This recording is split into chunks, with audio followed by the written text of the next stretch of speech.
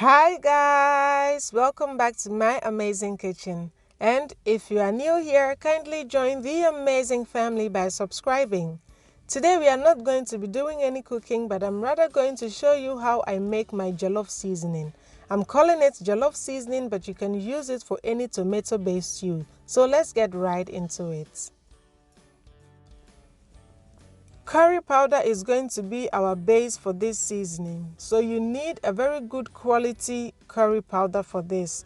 I also have some other spices. I have some cumin, some paprika powder, smoked paprika, some cayenne.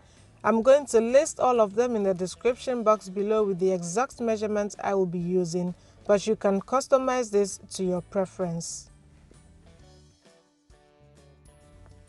I also have some fenugreek, some nutmeg, and some African nutmeg. I don't know, unfortunately, how the fenugreek is called in Tree or in Ghana, so if you know, please let me know in the description box below. I'm going to add it to my grinder and grind it until it becomes very smooth.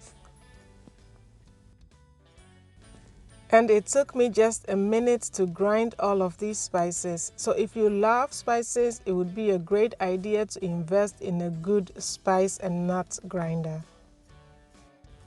It's now time to combine all the spices. That's some onion powder, cayenne pepper, black and white pepper, some regular paprika powder, that's cumin powder, smoked paprika, anise seed, and some garlic powder. And I'm also going to add the nutmeg and the fenugreek we blended. Now all we have to do is to mix everything together. And you want to take your time to do this because you want all the spices to blend very well. And as you go along, you will realize that the color will change and become a bit reddish, just like this. How red it will become will depend on how much of the paprika and the smoked paprika you use. Now I'm going to store mine in this jar, cover it tightly and store it in my cupboard. Now you can use any airtight container you have. You just have to make sure that it is well sealed and it is going to stay fresh for a very long time. And there you have it, our homemade jollof seasoning. No additives, no preservatives, no MSG, all natural, made by yourself. You know exactly what's in there.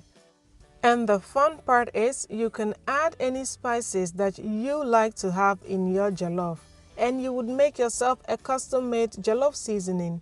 This to me is what makes cooking fun and exciting. So try to cook each meal with love and see it radiate through the hearts of your family. Thank you so much for watching, guys, and see you in my next video. Bye.